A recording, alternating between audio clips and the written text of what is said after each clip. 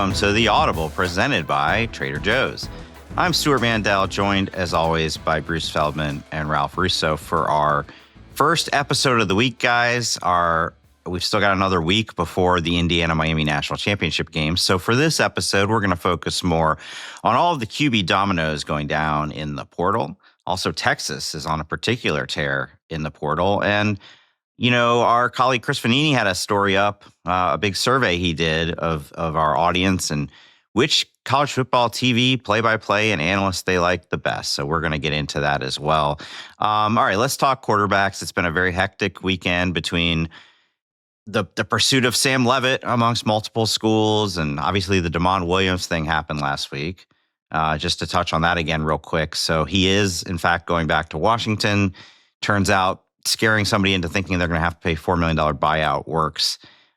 So interesting dominoes since then, guys. I'll start with you, Ralph. Of the names that are being talked about out there, which quarterback school pairing are you most excited? Are you most intrigued by? Well, I think I'm most intrigued by the Sam Leavitt LSU pairing. If it actually truly does become a pairing, right? We've reported that he's committed to LSU. So LSU feels like it's a done deal. As we're going on air, there's some reporting out there, that rumors out there that maybe Tennessee still has a chance here. And I guess it's not so much that I'm interested in what Leavitt looks like within the LSU offense as much as what his recruitment has sort of signaled about the quarterback market and who doesn't and does not want to take the time to actually develop a quarterback. You know, Tennessee going all in on Leavitt is interesting to me because they've got like 2 4-stars on the roster, including I think a local kid that they had recruited last year as a freshman, and Emory Williams sitting there at Miami, and Leavitt had gone to Miami and checked in with them. I thought that Leavitt might still have some interest in going to Oregon. I just feel like the whole Leavitt situation speaks to, doesn't anybody want to develop a quarterback these days? I understand Sam Leavitt's very good, but if you're Tennessee, how good does your guy have to be? How good do the quarterbacks on your roster have to be, Bruce, before you say, yeah, we're okay? You know what? We're just going to go with what we got. And is anybody ever, other than Ohio State, ever going to develop a quarterback again? Well, I mean, look, credit to Notre Dame. I mean, after going portal, yes. CJ Carr, I mean, I've talked about this a bunch now, and the number keeps getting higher and higher. In that class where Julian Sand, who, by the way, started his career at Alabama and then got to Ohio State, 16 of the 20 quarterbacks from 2 years ago have already either gotten the portal or already moved on. Some of them have gone have moved twice. CJ Carr is one of the 4 remaining. The other one of them's a backup at Georgia. Another one's Will Hammond, who's hurt. And by the way, they took Brendan Sorsby to be the starter next year. And then there's a Stanford quarterback in there. So that's the list. I mean, it's not that far removed.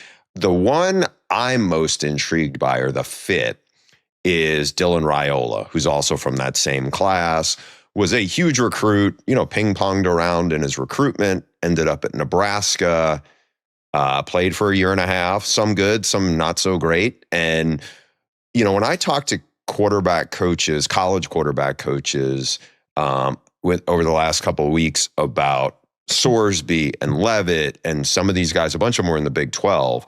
But when Raiola's name came up, I got, I think there's some stuff to like, but I don't think he's in their class, which meant he was considered by them in the second tier group of quarterbacks. And the knock on him was he can't move, he doesn't create, and he does have a really good arm. When I saw him in the high school, in the recruiting process, I was impressed by him, but he was looked like a full-grown man. His arm, could throw from all these different platforms. But you did wonder about the mobility. Now he's going to Oregon. And what's interesting to me, and I brought this up when it came out that he was going to Oregon was, can the Ducks kind of do what they did with a different style quarterback in Bo Nix, former 5-star quarterback who was also up and down at Auburn and then got to Eugene and thrived. Now, he was way more mobile than Raiola. But again, second act turned out to be a terrific one, and he's looking really good in the NFL. The quarterback who was just at Oregon, Dante Moore, and still might be at Oregon. That's where it gets a little interesting, is does he stay? You know, Dante Moore was younger, had basically half a season at UCLA, was up and down, but, you know, the people love the arm talent and the temperament. And he had a really good season. Obviously didn't have a great finish to the season against Indiana. But again, what's different here, Stu, is you have basically Oregon, for those 3 quarterbacks, would be 3 different coordinators. Kenny Dillingham for most of it, Will Stein, who had, you know, been there the last couple of years and obviously was the guy this past year with Dante Moore. And now both those guys have been head coaches, and now Drew Maringer gets elevated to be the OC. That's the one that's most intriguing to me, Stu. Yeah, and by the way, when you were talking, Ralph, about how few schools have stuck with their guy, you could put Georgia in that list with Gunnar Stockton. To the chagrin of some Georgia fans, because guess who visited their last portal season? Fernando Mendoza. They ended up, I think, sticking with Gunnar. He ended up going to Indiana. It worked out well for both.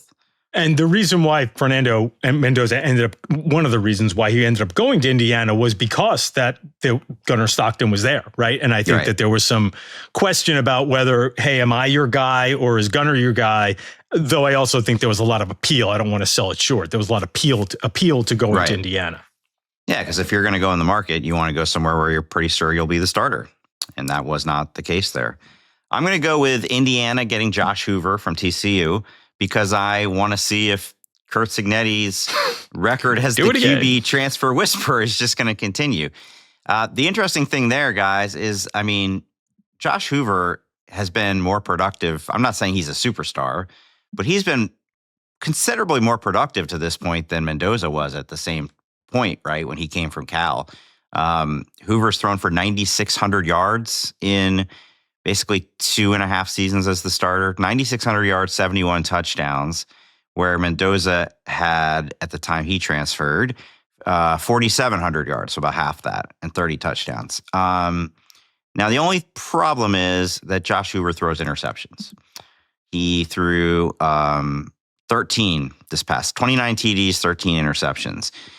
Whereas Mendoza throws, as we've talked about, barely throws incompletions, much less interceptions. And so that's what I want to see is how much higher, how much better can Hoover get in 1 year with Cignetti and his staff? Will he suddenly morph into the Heisman winner or something close to that? Or do we find out that, you know, that doesn't necessarily work with every single guy? Can you develop your own quarterbacks nowadays? Like, though, I'm like, I complained about it a little bit and sort of threw it at like, is anybody out there gonna recruit and develop a quarterback? And I understand that there are some examples, but it almost does seem like, to a certain degree, you get caught in a cycle here where once you start doing this, you can't get off the treadmill, because Oregon literally has no one behind Moore, right? Novosad didn't really work out.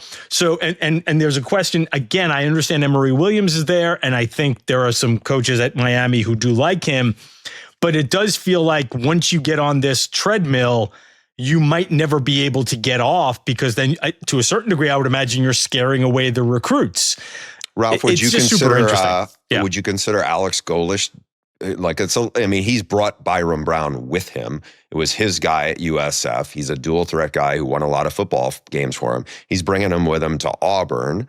You have Eric Morris taking Drew Mestemaker with him. That was definitely like a home cook thing, because nobody was recruiting Drew Mestemaker at a high school. Right, Mestemaker. Yeah, Matt Campbell with Rocco Becht.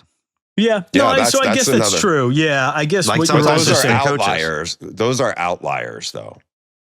like in terms of the guys who are doing what we're talking about. Where, and again, I think they took Mansky with him too, who was a backup, in Ames to Penn State. So those are examples of guys who we'll see if they do that, where they just kind of ride with who they end up taking out of high school. I think the question is, when they're high school quarterbacks now, does that the cycle they go with the development of, okay, I believe in my evaluation, and it's a small number of people who are that way.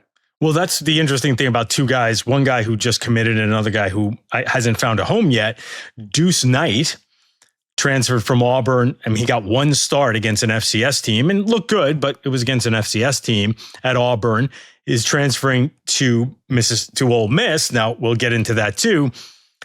Either as the guy who's going to sit a year behind Trinidad Chambliss, or maybe the guy who is going to start if Trinidad Chambliss's eligibility thing does not work out. And I think of Hussein Longstreet out of USC, who hasn't found a spot yet. He was another 5-star. But in a normal world, wouldn't Deuce Knight be able to start this year? In other words, like, shouldn't he be thinking, shouldn't a 5-star, after sitting on the bench for 1 year, you would look at that guy and go, yes, next year, you're going to be our starter. We're going to make sure that, like, we're going to put our hopes on you.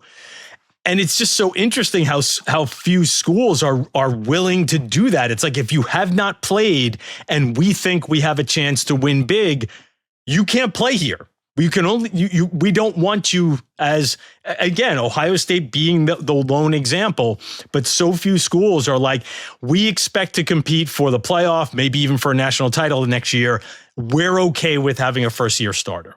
And that just seems to be very much going away across football. And maybe I'll be proved wrong by Miami or some of these other schools, and they will stick with the first-year starters. But man, for a guy like Deuce Knight or Longstreet, and everybody being like, well, we're interested, but we really don't want to start you next year. Like, why not? Well, that's all true. That's all valid. But I'm also looking back at this list, and it's like, there are schools that have attempted to stick with the guy. The guy doesn't stick with them, right? So, I mean, Nebraska went all in on Dylan, right? Gets 2 years out of him. True. He moves on. Also, so here are some names. There aren't many, by the way, as Bruce said, from the 2023 class that have been at one school, and you can tell me how you think that has worked out for them. Avery Johnson at Kansas State. Not bad, and he's coming back. No, I mean, not terrible, but it hasn't been a home run, but it's not terrible. If you told Kansas State fans tomorrow, hey, he's going to transfer and we're going to replace him with one of these dudes, they'd be happy with it, right? I guess so, but that's also a point of, like, are you just happy because you have somebody different and you're not necessarily getting somebody better, right? It goes also, back to late coaches. Yeah, and I think you have a different coach there. The other thing, Sue, is he's actually a year older than these quarterbacks that I'm talking about. Oh, you were talking about the 24 class. Okay. Well, I'm back in 23 where there are not many left at the same. Yeah, I mean, but here's one that is Marcel Reed. Okay, yeah. So, they've decided to stick with their guy. There was also some interesting stuff around, like, should Texas A&M look for an upgrade on Reed, right? I saw that going around A&M circles after he had a bad playoff game. Should Oklahoma look for an upgrade on Mateer? And you find yourself laughing like, guys, I don't know if it really works that way. Like if you got a pretty good player there, there's not enough really good players out there that you know you're going to get an upgrade. Anyway, I don't want to drag us down on the development conversation, but it's been interesting to see not just how the dominoes fall, but also just, again, this aversion to ever having a first-year starting quarterback. There's an elephant in the room on this, and I know we'll get to his school in a bit. When you mention Avery Johnson, same class, Arch Manning, he did ride the development piece at Texas. I mean, he's been there for 3 seasons. The one that could be interesting is Keelan Russell. I saw him last summer, is extremely talented. He's a Texas kid who's at Alabama. He may be the guy who ends up winning the job, and we'll see what happens because, Ty Simpson, the gut is that he's going to be a first-round pick and that he's going to end up, staying in the draft. But if not, it's Russell and Austin. I want to say Austin Mack. It's Austin Mack. Yeah. Yeah. I almost said Austin Meek, our Michigan runner. Hey, before we move on, who else if LSU does nail down Leavitt, and we're reporting that he has committed to LSU, but again, until you see something signed here, there's always a little bit of question about whether it's a truly done deal, as we'll talk about with Texas swooping in and grabbing some guys. Are there any other pieces empty on the board here? We still think Miami could be in the market for one. It looks like Missouri's got their guy with Austin Simmons. Bo Perbula is still out there. The whole, red alert happened in Seattle on Demond Williams, but he's fine. He's going to be there for a little while. Is there any other glaring spot on the board where you think, boy, what are they going to do about quarterback next year? I don't think so, right? No, to me, it's Miami, honestly. Yeah. And again, I know that there's people there that really like Emory Williams. We'll see if that's where they land. It's Miami. They love the portal, and I think you get on that cycle, as you said, Ralph. Can I just throw one more name out there and ask your guys, what do you think? Because it's just kind of a unusual one. DJ Lagway is now at Baylor, where I don't know. It's been a little underwhelming there recently, but Dave Aranda's back. It's where his dad played. That's the connection there. But yeah, I mean, go from the 5-star savior in the SEC at Florida to Baylor, I have no idea what to make of that. Is it water finding its level, Bruce? Is it just we've watched him play and no disrespect to Baylor, no disrespect to DJ Lagway, but the market sort of tells you how these quarterbacks are valued, and if Tennessee needs a quarterback and LSU needs a quarterback and Miami possibly needs a quarterback and DJ Lagway ends up at Baylor, that does seem to send a little bit of a signal, but maybe I'm just being disrespectful to both Baylor and DJ Lagway. Yeah, I mean, I feel like he was in a tricky spot where one of you guys just used the word savior. He's got a really big arm. He's a big kid who's athletic. He's still really raw, right? And I think that system probably would fit him well. We've seen a bunch of guys go into that offense with Jake Spavital and put up big numbers. It's in the Big 12. It's not in the SEC. I feel like the caliber of defenses, week in and week out isn't quite the same. I think he committed there a while ago. I think there was some rumblings that he may pivot someplace else. So we'll see, if it's definitely a final decision. I think that's probably a good fit for him, and again, it's just a matter of somebody's going to get wrong, I think, and somebody's going to end up, looking like, oh yeah, we were right on that guy. But I think there's going to be the message from before is just there's a lot of second acts that these quarterbacks end up flourishing, and we wrote them off too soon. We're going to take a quick break, and we'll be right back.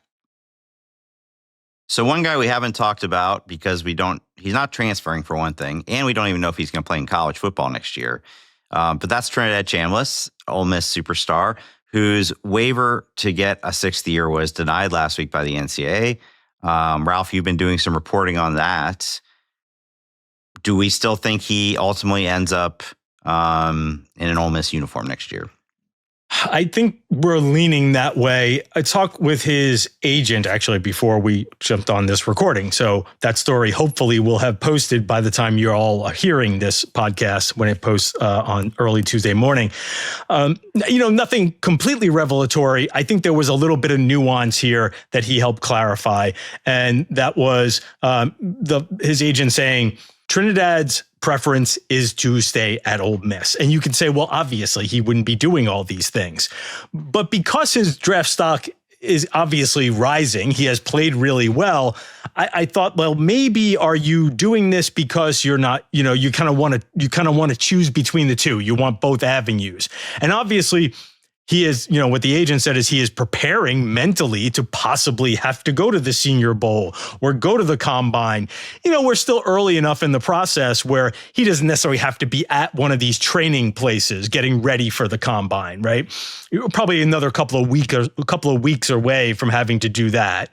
The Senior Bowl is at the end of January, so I know those commitments are going out, and the Senior Bowl would like him, but he could probably wait a couple of days. But it does seem like the priority is to try to get back to Ole Miss for another season.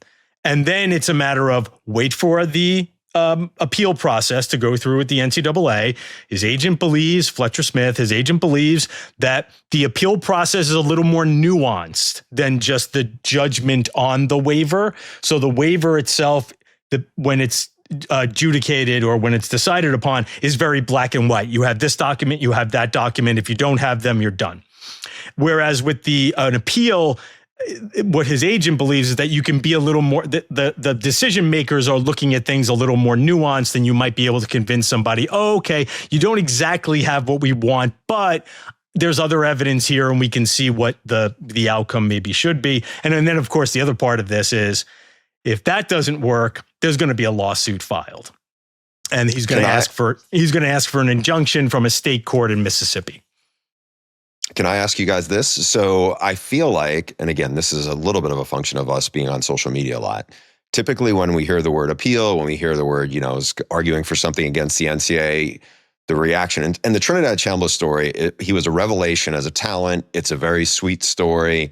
I think by now, most of us know, how he got to Ferris State, ended up emerging there. And when he got the chance, he thrived. I don't think Ole Miss knew quite what they had until he started playing. Certainly after not. Austin Simmons got hurt, right?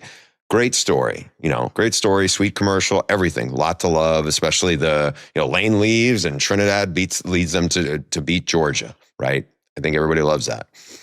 When you come up against the NCAA in some form or fashion, I feel like it's all like big bad NCAA. Come on, you got to let him play. Don't deny him. He wants to be in college.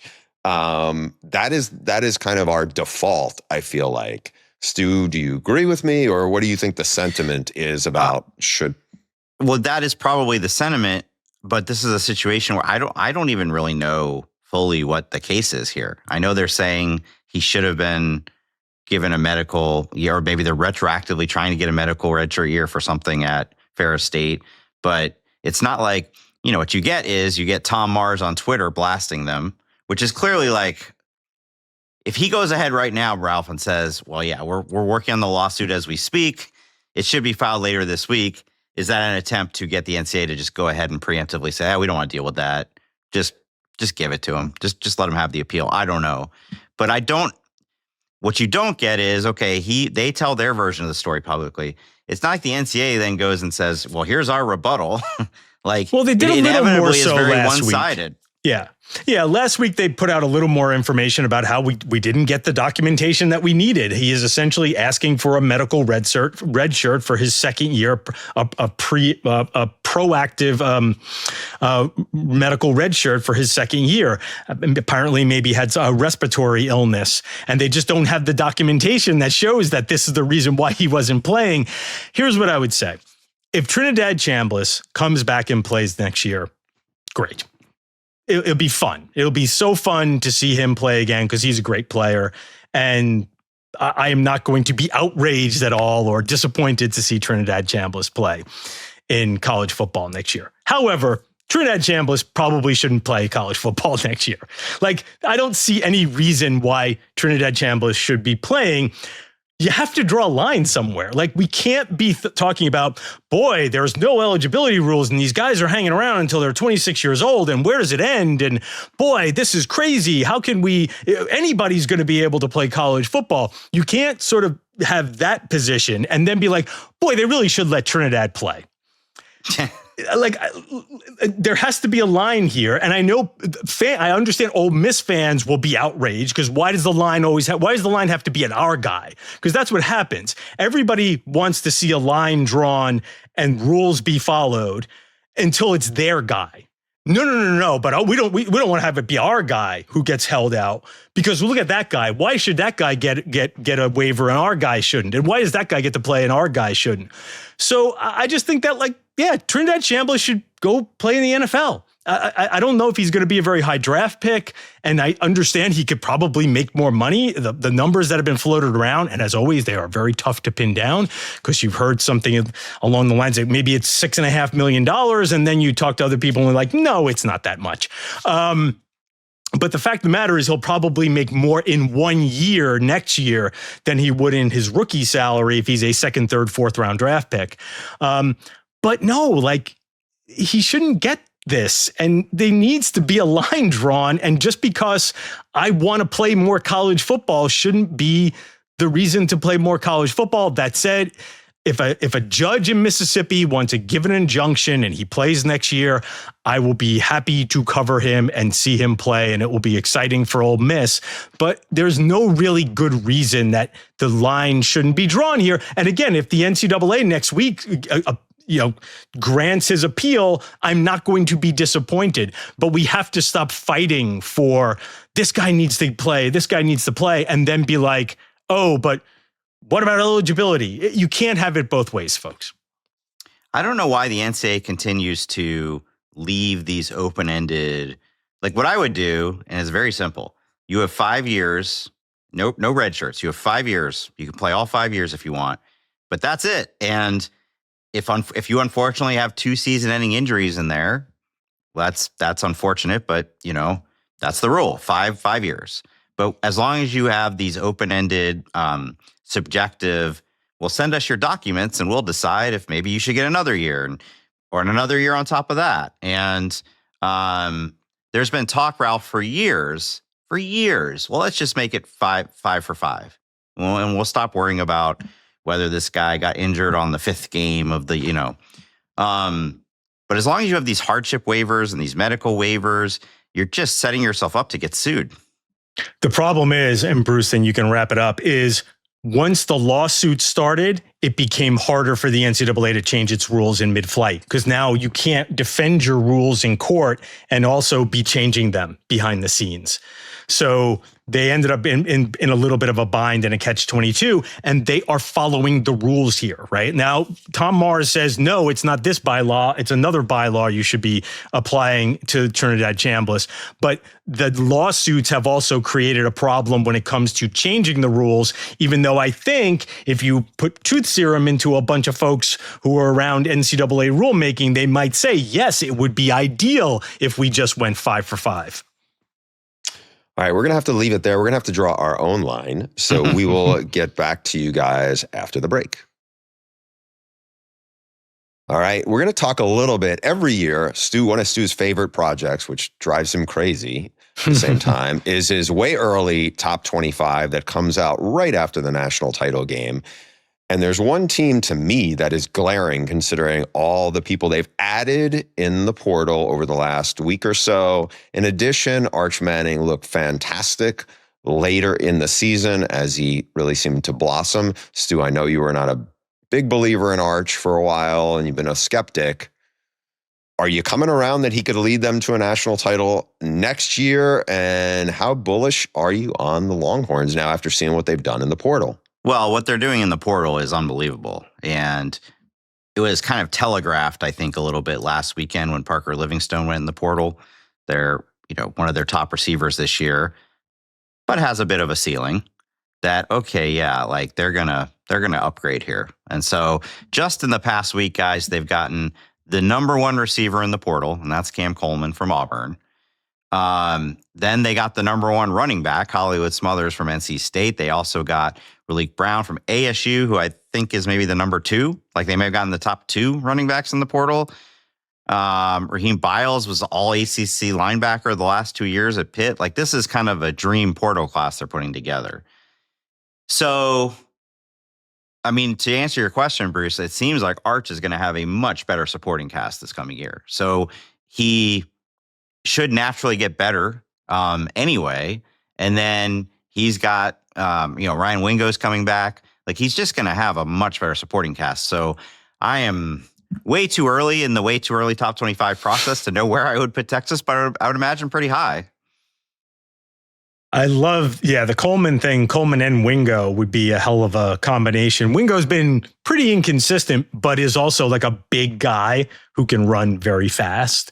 Like Coleman, a big guy who can run very fast. If you have two of those guys, that's a fairly intimidating looking pair of wideouts out there. They still have some work to do on the offensive line, but it's hard to do work on the offensive line through the portal, right? Like offensive linemen move around, but there's not, if you're relying on the portal to build your offensive line, I think what Texas believes is the guys that they have showed some improvement down the stretch, and that will allow for better offensive line play last year. And that maybe we underrated how much they were limited at receiver and limited at running back last year. And that was, we focused a lot on Arch and the offensive line. And I think from Texas' standpoint, if they could elevate those other two skill positions, maybe, and Arch and the offensive line just get better, Bruce, that fixes some problems too. Yeah, and I think it's another year of playing in the system. I feel like him in the second half of the year compared to the first, and he was banged up a little bit at times earlier in the year, but I thought you really saw a guy whose confidence was growing. What we saw in the bowl game was about as impressive like Mendoza was pretty remarkable the other day against Oregon. But I mean, I thought he was really high level, and what you saw, Raleek Brown's a really good receiver out of the backfield. I think that will give Sark a lot to work with, because now you're talking about two running backs that give him a good dimension and some more balance. We got to see now. Will Muschamp's taken over the defense. They were actually pretty good. I know Sark made a change with moving out on Kwiatkowski, but they had the best defense in the SEC last year, and this past year was like a top 4 defense in the SEC, and they still made the change. I don't, again, it wasn't a dominant defense, but I could see if you're a big Texas fan, seeing the pieces they've added around Arch, that's only gonna make the hype grow that much bigger. So, Stu, I don't know who you got in mind. I'm curious to see, but if you don't have Texas number 1, I'm not gonna bash you just because, again, go back to, I think On3 had this post about a lot of people in the national media, what their preseason picks to win the national title. And there was a bunch of Texas in there. There was a bunch of Penn State. There was a few Clemson. I don't think there was anybody who had Indiana, and I don't think there was anybody who had Miami. There was a few Oregons in there, but it was just a lot of wrong by the national media. Well, we're going to be even more wrong this year, because you think back to last year, the portal window was in December. So by the time you got to January 19th, like the rosters were pretty set. I'm trying to work on this week, and the roster, we're literally talking about, where's this quarterback going to go? And like, this is, who was your preseason? This is going to be pretty much of guesswork. What was the top 5 and of the first two early top 25 that you had? Gosh, I don't remember the exact order. I mean, I remember going back and forth between Texas and Penn State, and then ultimately doing Penn State 1. And then in the spring, I flipped them. But it was Penn State, Texas, Ohio State was in the top 5. LSU was in the top 5. I think I don't remember the exact order, but I think Ohio State, LSU, and Clemson were 3 through 5. Where was Miami and Indiana? I'm curious. Yeah, the 2 national title game participants this year, I had Miami 15th last January and Indiana 20th. And while I don't have an encyclopedic recall of these things, I am sure those were the lowest teams in my early poll to ever make the national championship game, because this isn't how the sport was for most of the time I've been doing it. You could basically, for about 10, 15 years, you basically, well, am I going to have Alabama 1 or 2? And whichever one I don't have them at 1 or 2, I'll put Ohio State 1 or 2. And Georgia will be right behind. You know what I mean? Like, it's a lot bigger pool of teams that could win. I mean, if we were going to just sit here now, like, there's probably 15, 20 teams that we would say, yeah, I could see them playing in the national championship game next year. And we will do that at some point in the next 8 months. Oh, we'll be speculating a lot on that. And truly, I'm sure we'll be very, very wrong. That's the one problem with college football's off season. It's so long. You have nothing else to do but sort of speculate and predict and prognosticate. So you end up with lots of opportunities to look like a dumbass. It's true. And especially now in the NIL portal era. All right, guys, finally, I think I said off the top, Chris Fanini does an annual survey of our readers. There were 3,500 responses about college football on TV. Who are your favorite broadcasters, favorite networks to show the games? A lot of Pat McAfee in there every year. So we encourage you to go to The Athletic and read that. And now we're going to do our own little panel. So we're going to start with favorite play-by-play guy, and I'm going to start with you, Ralph. I think Sean McDonough might be the best play-by-play announcer, period. Full stop, any sport. Now, Ian Eagle is really good too, and he doesn't qualify in this because he doesn't do college football. But Sean McDonough might just be the best play-by-play announcer in the business. So no offense to any of the other folks, Chris Fowler and others who we've come to really enjoy. But I got to go Sean McDonough here. I'm going to agree. Obviously, I'm compromised here as a Fox guy, so I'm going to, prop up some of my colleagues as well. But I agree. I think he's phenomenal. I'm not a huge NHL fan, but I watch it. And whenever I hear him on a game, I get I perk up. I think he's tremendous when he's doing college football. But I go back in my old ESPN days, I remember he was a colleague with Chris Spielman. And I loved that booth because Spielman to me was like the ultimate football guy. And McDonough has a really sharp wit. And you could just kind of hear some of his imitations and kind of how he could maybe poke at Chris a little bit. And, I just think it's really cool to see, I think last week or 2 weeks ago, he won the national award as the top play-by-play person in sports.